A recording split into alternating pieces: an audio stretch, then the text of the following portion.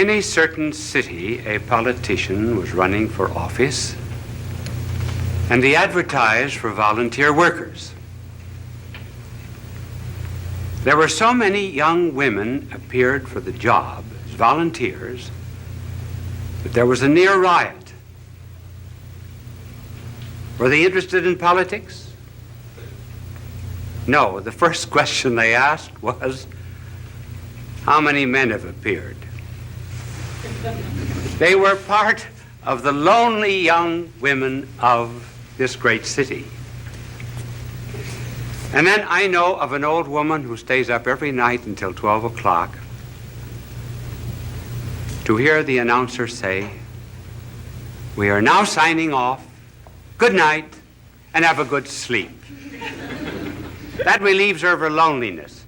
There was really and truly, a woman wrote to me and told me that my program was the only one to which her cat ever listened.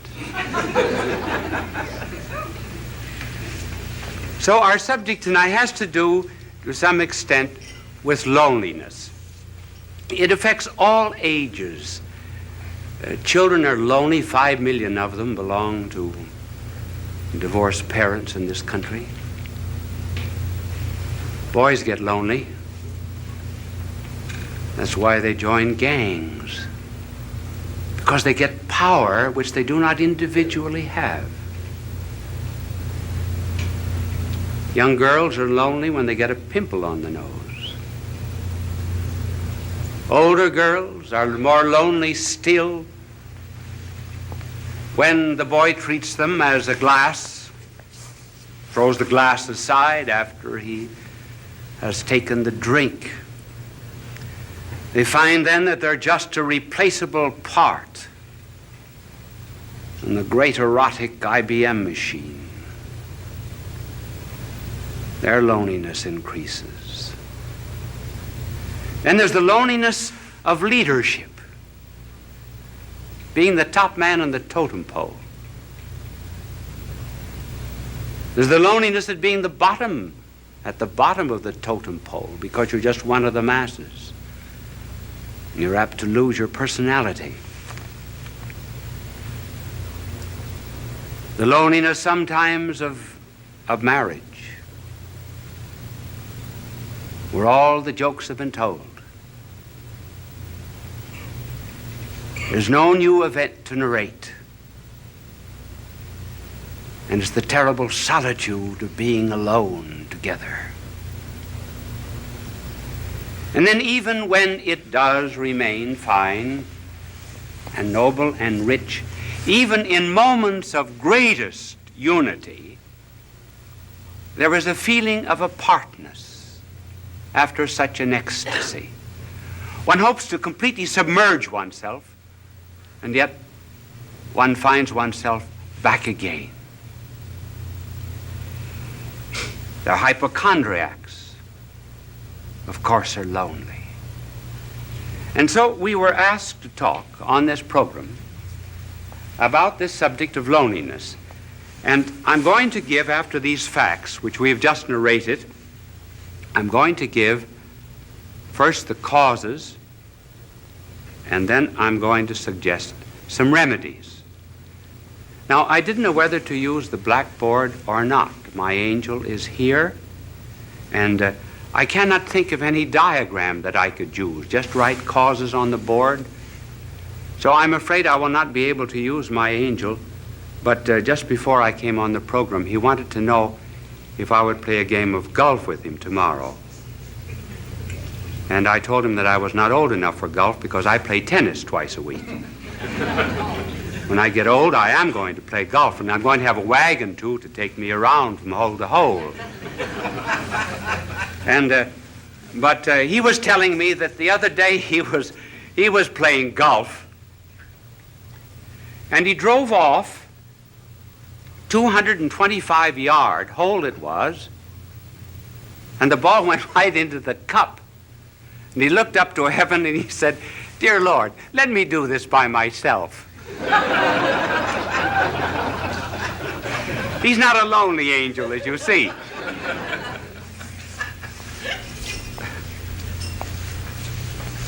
Now, what are the causes of loneliness? Well, one of the causes of loneliness has to do, first of all, with the lonely people themselves.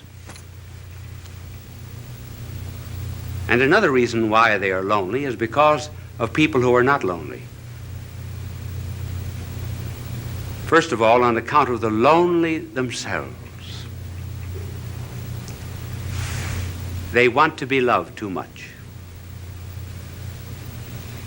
They want to love, to be loved. Now, there's nothing wrong about wanting to be loved, because we're all Stradivarius violins without bows. I didn't mean that pun. We are one of the difficulties of an unprepared, unscripted play. And we're cups without saucers. We are to be complimented. But the deep loneliness of which we are speaking comes from an excessive desire to be loved. The more I want to be loved,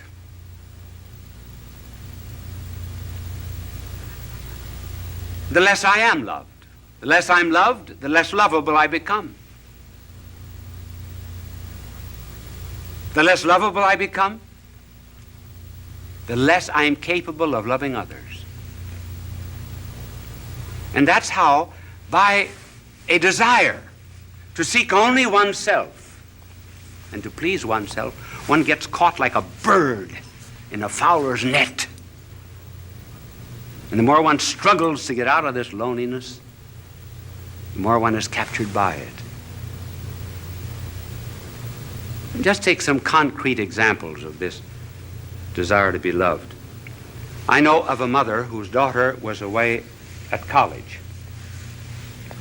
And she used to call up the daughter every night. Would keep the daughter on the phone for an hour and protested to the daughter that she was not appreciated as she should be. And because other girls in this college wanted to use the phone, she said to her mother, "Mother, I'm forbidden to use the phone anymore." One day, the superintendent had sent for her, and she was unable to answer the phone, and she told her mother, "Send someone to answer the phone for her." The mother said, "This is the end," and she refused to see her daughter again. Thus, by wanting too much to be loved without loving, one loses even the love that one seeks. And then there was a fiancée. She used to. I wonder if any of you young women in the audience ever do that. Do you know what she would do? She would write down in a book every time the boyfriend called how long he spoke. She also wrote down how often he wrote and how many words he wrote in each letter. She felt that she wasn't loved enough, so she began writing herself anonymous letters, threatening her. And she said that these letters came from a well-known author in the city. And finally, she was exposed by this man whom she blamed, and eventually the marriage was broken off. She just loved too much, loved to be loved. And then there was the wife who felt that her husband was paying no attention to her, insisted that he stay away from work. She wanted to go to a picnic, wanted to go to the beach, and he found excuses many times, and finally he lost his job. The marriage broke up. So one of the principal reasons of loneliness, therefore, is this egotism which seeks only oneself. And you can already see the cure anticipated by the mere fact that we mention this cause. But then there's another cause of loneliness, and that's on the part of the people who are not lonely. they do not bring any love to these people.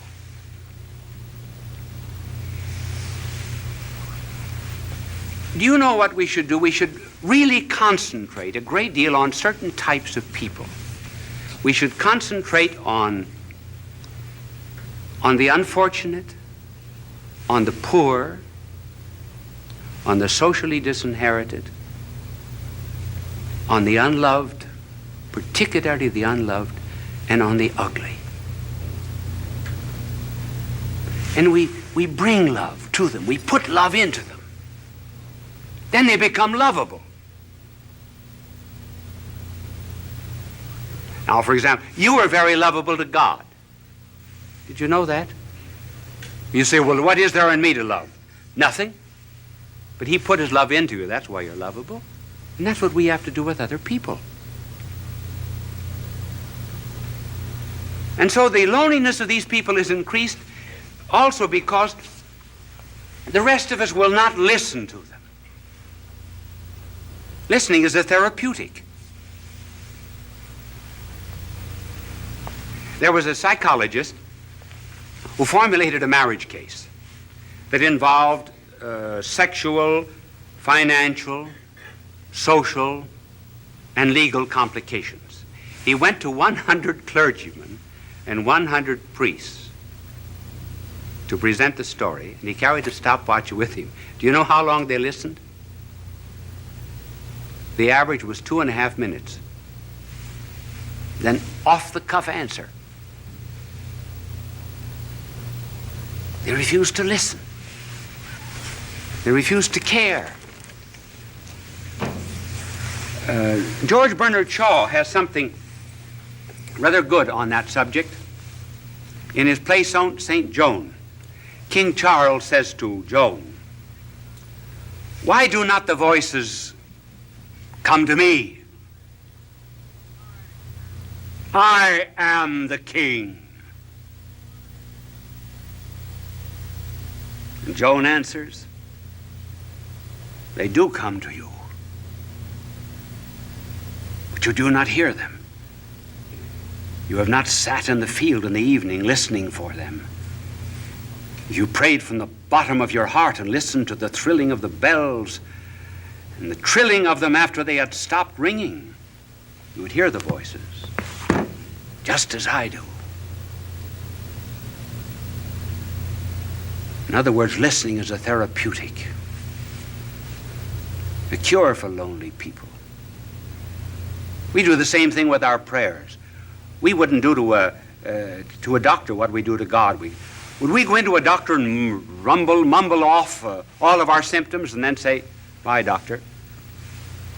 Not listen. So listening on our part, refusal to listen, is one of the causes that intensifies this forsakenness. Now, what is a cure? Well, there are several cures, and we will just have time to mention one that is very important, namely caring for other people. When we're lonely, go out and serve. Then loneliness goes out through our fingertips. Our heart opens. The Chinese have a proverb, if you're without shoes, go out and find a man without any feet.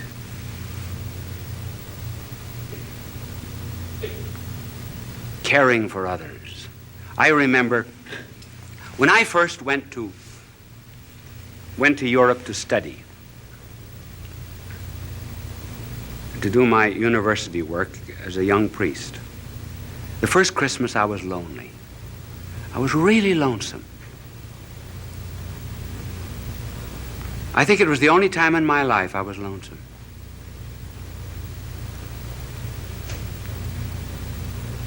What would I do?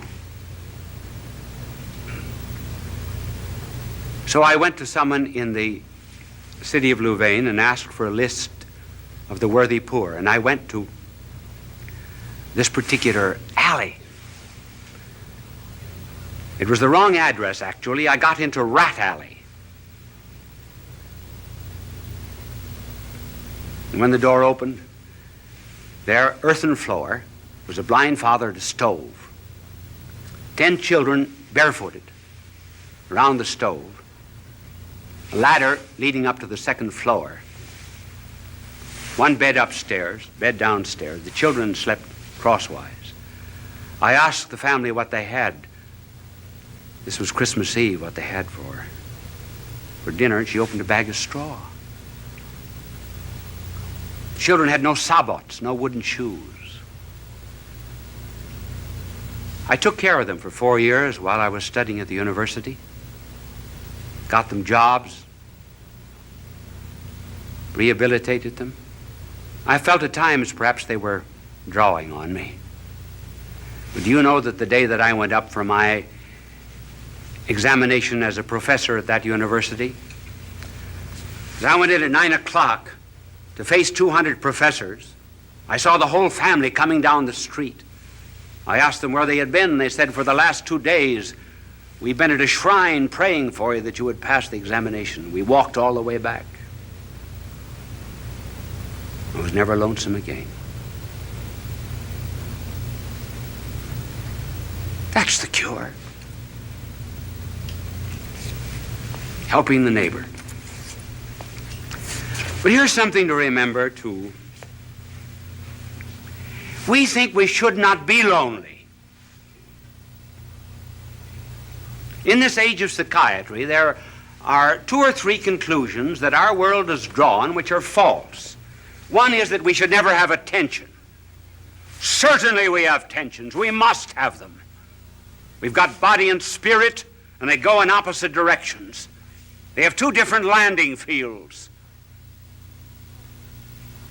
Certain tensions are normal. If we didn't have them, we would be abnormal. And then we're lonesome. Sure. There's a metaphysical loneliness. Perfection is not here. This is not our home.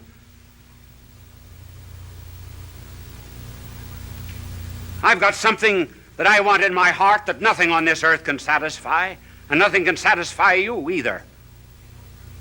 And we know it very well. So what's the cause of this loneliness? What are we looking for? Well, we say we're looking for God, yes. But then I know what you will answer. What does God know about loneliness?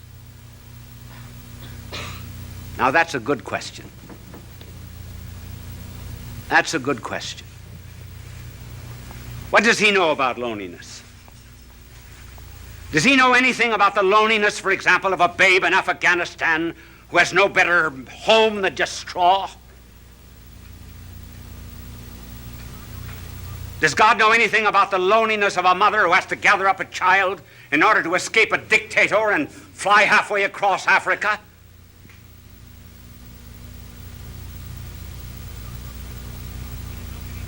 Does God know anything about the loneliness of a man that's born on the wrong side of the tracks?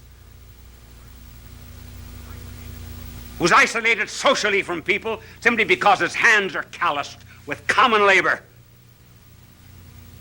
and is denied decent society? Sure, does God know anything about that kind of loneliness, for example, in which one is expelled from a city, disowned by one's own people? Does he know anything about the loneliness of being deserted by friends?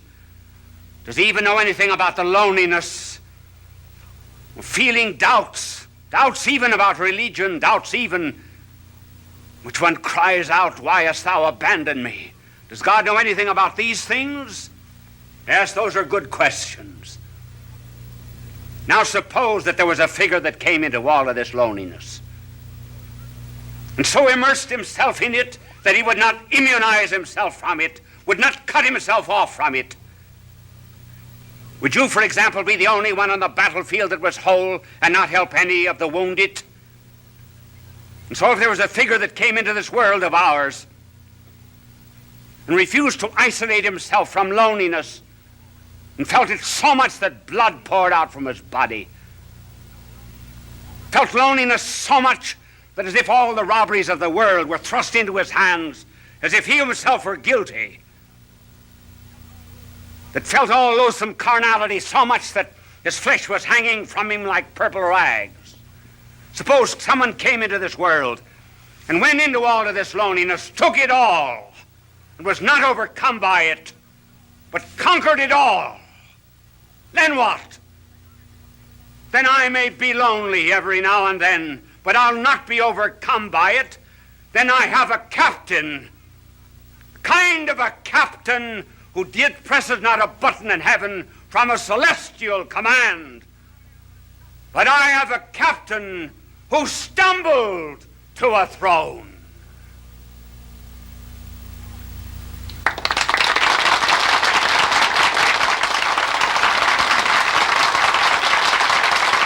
Bishop Sheen will return in a moment. Did that telecast seem a little short to you? Actually, I was just informed that we were 1 minute short. Now, I have a clock before me over there, and I keep my eyes on it. But this clock here was right. I finished 3 seconds before the time.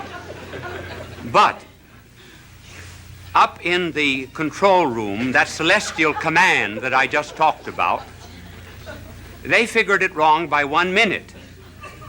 So they asked me if I could, instead of coming out for a very brief closing, come on and talk to you for 1.5 minutes. Now, you are put to the test.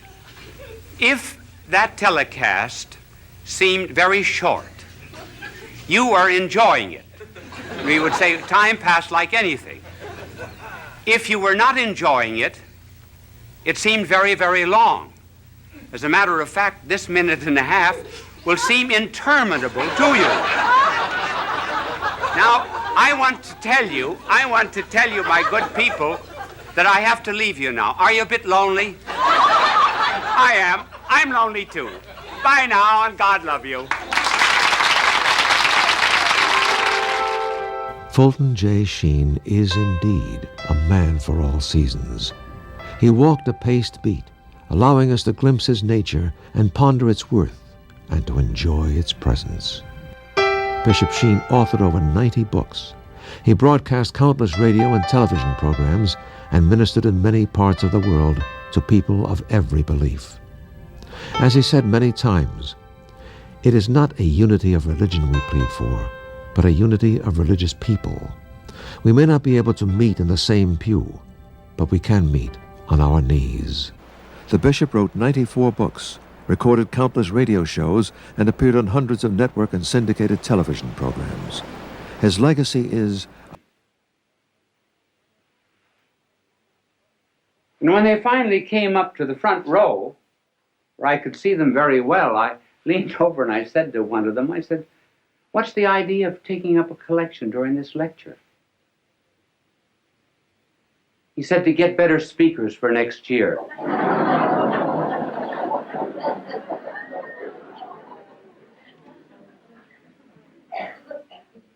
So I am not presenting myself as a model to you on how to talk.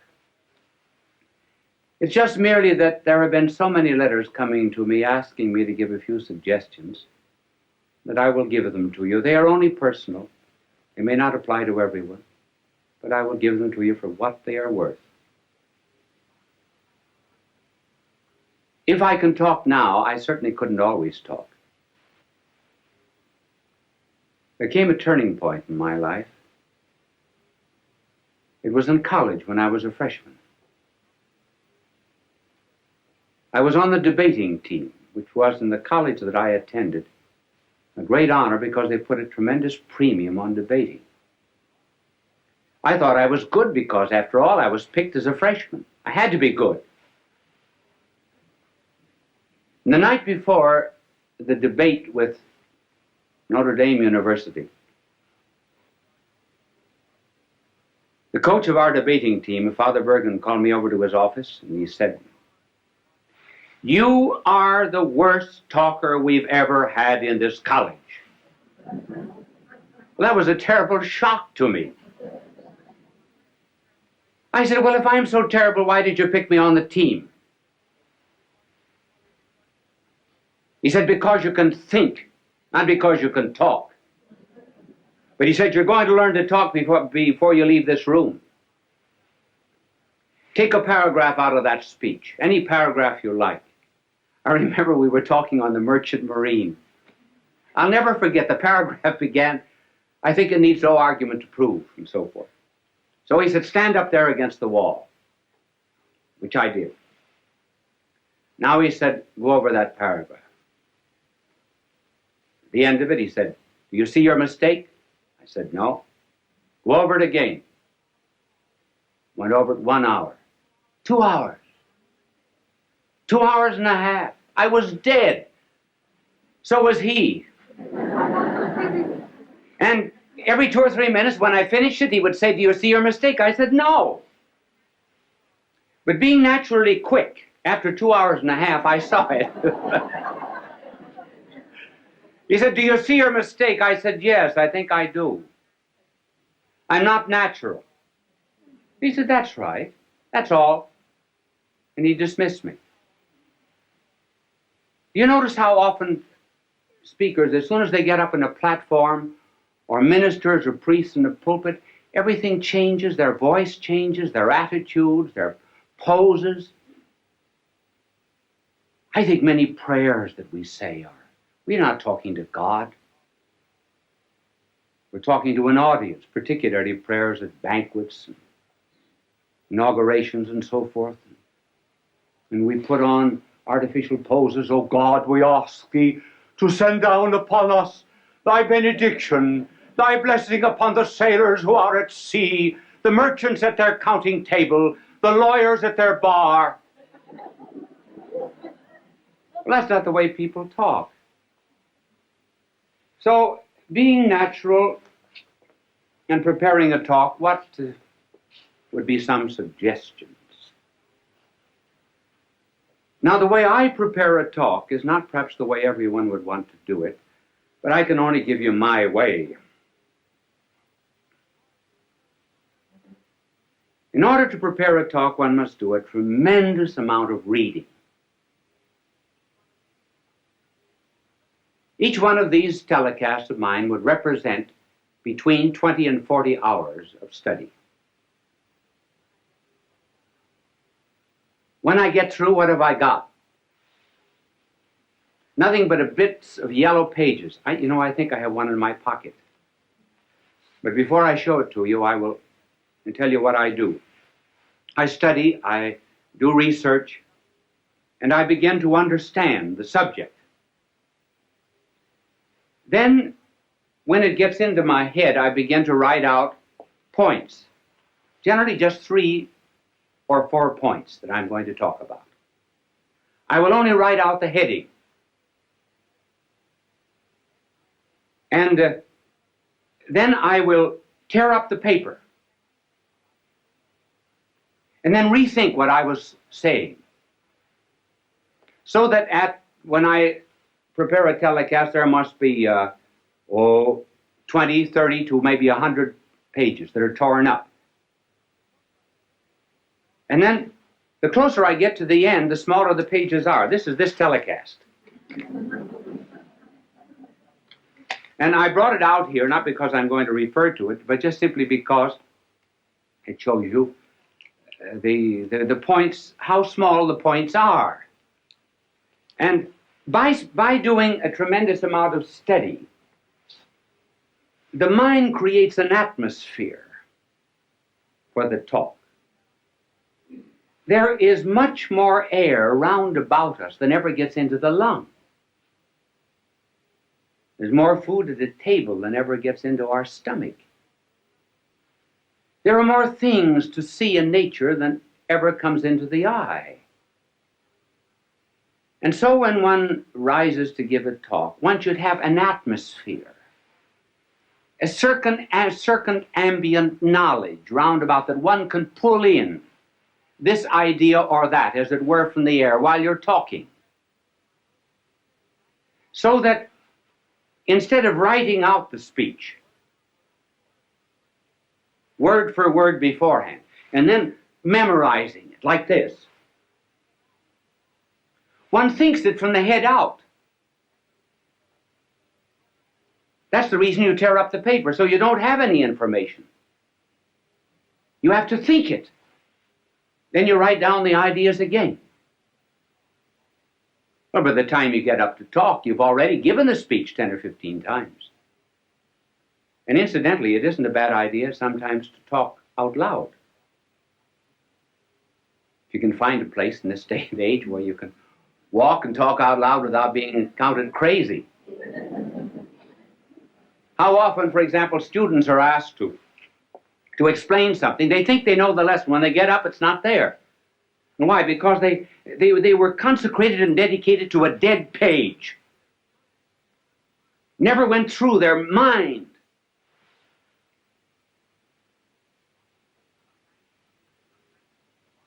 Sometimes teachers are just textbooks wired for sound.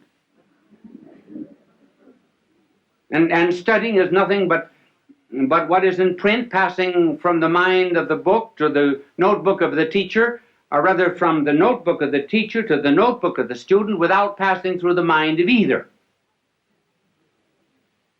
Now, this method of preparation is not, is hard. It's very much easier to write something out and then to learn it than to do it this way. Sometimes if you do not feel well when you're giving a telecast or a lecture, thoughts do not come. You cannot always recall exactly what you had in your mind. But at any rate, there's a spontaneity. That's what people like. Even the mistakes you make. Now, one of the reasons, for example, why people like to have me draw is because everybody in the audience can draw better than I can. They feel they're far superior, and rightly so. So if I make a mistake in talking, fine. That's good. They say, I could do it just as well as that. And they can. This method, while it's harder and is a wonderful preparation for absorbing knowledge, has difficulties. One difficulty is that there are some people who give speeches who must write them out. For example, the President of the United States has to have his speeches written because every word is important. Then, too, there are some things that are not worth learning. John Barrymore, for example, would commit all the lines of Shakespeare by heart. But when he played in comedies and cheap movies and so forth, he absolutely refused to learn anything. He wanted helps outside. Now that's why people on television have to have aids that are outside. I do not use any kind of aid on the outside. If I read anything, I have it written out. Now there are two main props that are used in television. And the first prop is what is called an idiot card. An idiot card is something that is written out so that you'll not forget it. Now just suppose I were teaching you mathematics. Now I would be reading off this idiot card. And I would say to this vast television audience, 2 plus 2 equals 4. 2 plus 1 equals 3. 3 plus 3 equals 6. See, I don't forget it that way. Wonderful, isn't it? Now, you can... thank you for the idiot card. It was not an idiot that held it. It's only the card that's an idiot. And it's impossible for people who are constantly appearing, for example, on television, to study their lines or their commercials, and so they have to have them written out on these cards. But you can always tell, if you just look closely at anybody who's using an idiot card. This is generally the way.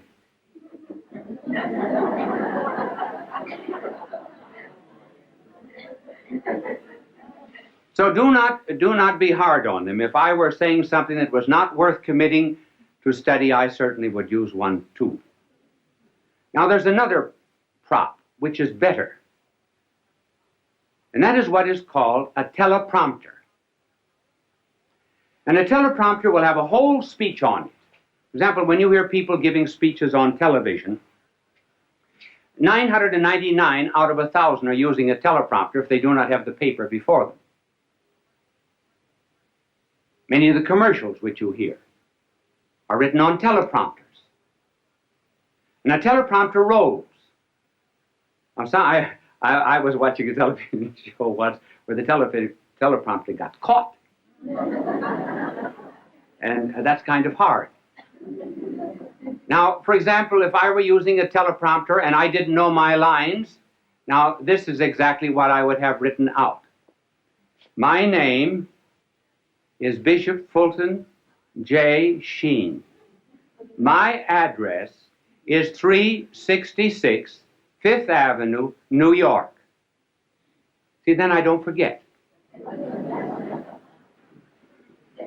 Now, this is the teleprompter. These are some of the aids that are used in television, and television simply could not exist without them.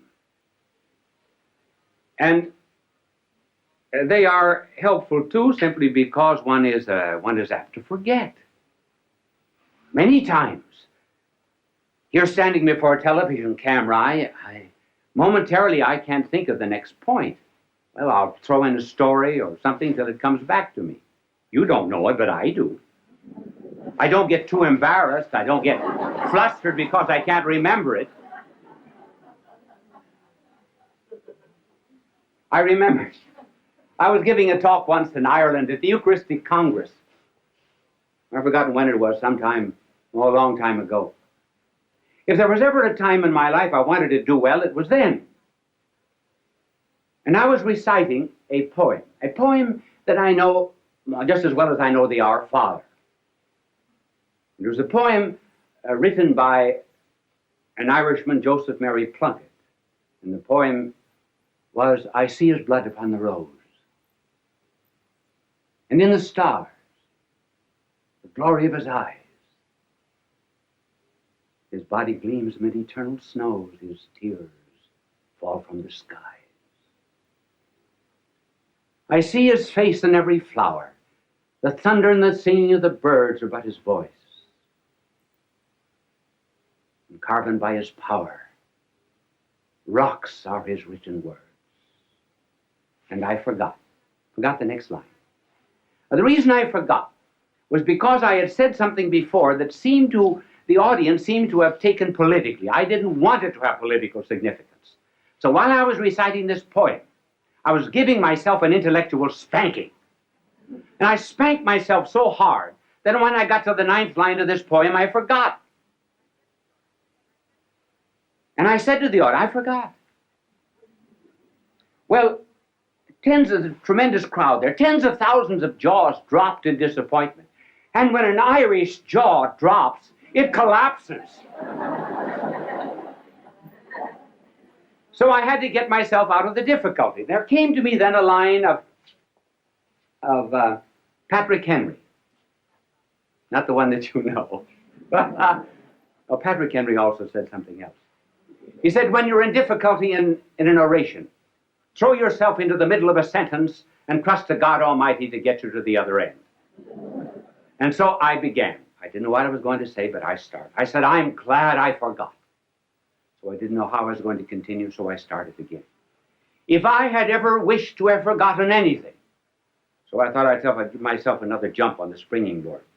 If I had ever prayed to have forgotten anything, I should have prayed to have forgotten these lines of Joseph Mary Plunkett. I think there's beautiful symbolism in their forgetfulness. And that symbolism is that standing on the anvil of Ireland's soil, one should be able to hammer and forge out the sparks of his own poetry and not be dependent upon a magnanimous soul like Joseph Mary Plunkett.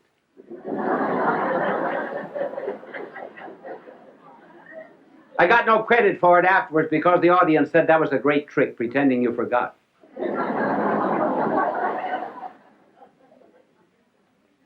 It is always well to be prepared for such unexpected moments when you do forget.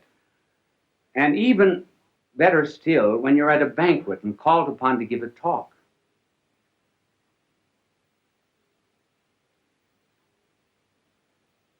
And you have to begin with something that is not too heavy. In fact, one should always begin with something that's not too heavy.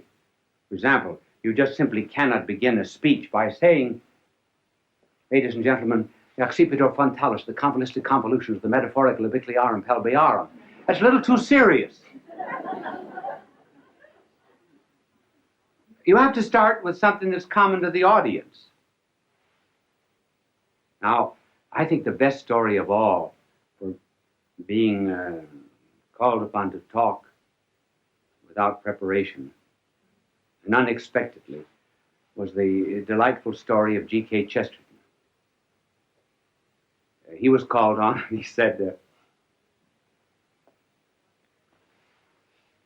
during the days of the persecution of the Christians, 2 Christians were out in the Colosseum. And some lions that had been released for 12 days, had been starved for 12 days, were released in their cages. They bounded out across the Flavian sands, were about to precipitate themselves upon the poor Christians. When the Christians reached out their arms, put them around the lion's neck, and began to say something in the lion's ear. Well, the emperor was furious. He came for blood, not comedy, because the lions went back again to their cages without touching the Christians. So the emperor, being furious, ordered other lions that had been starved for 4 weeks released. They bounded out after their prey, were about to precipitate themselves upon the Christians, and the Christians reached out their arms, put them around the lion's neck, whispered something in the lion's ear, and the lions left them and went back again to their cages. The emperor sent for the Christians. What are you doing to my starving lions? Nothing. Nothing but whispering something. But what do you whisper? The Christian said, we say, after this meal, you have to give a speech.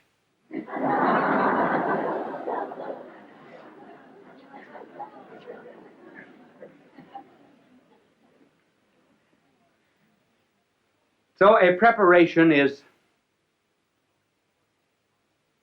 the most important part of the talk. And then as regards delivery, what is important is sincerity, meaning what you say. Children are the best judges of anything that's heard on television. I do not mean dramas where there's an artificial emotional interest created. But children who may not understand what is being said, they know whether the speaker is sincere or not. Incidentally, that's a good word, sincere. When the Romans put up their many marble columns in their temples and their courts, they sometimes would find marble that had a flaw in it. So they would fill it up with wax and color it. Wax in Latin is cera.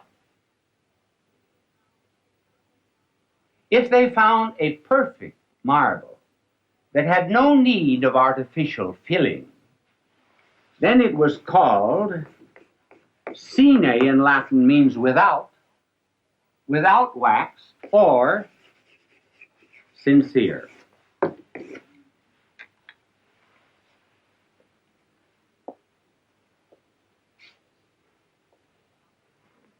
This is about the only suggestion that I would give for delivery. One just simply feels what's in his heart, that's all. Out of the abundance of the heart, the mouth speaketh. And one must not be too long. It's always better to have an audience say, I wished he talked longer than to have them say he had 3 good chances to quit.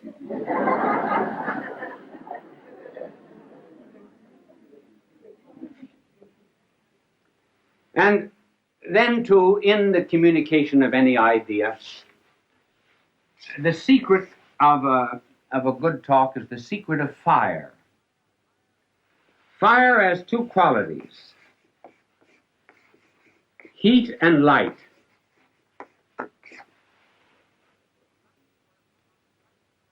The light corresponds to the truth. The heat corresponds to the zeal, to the passion, to the fire.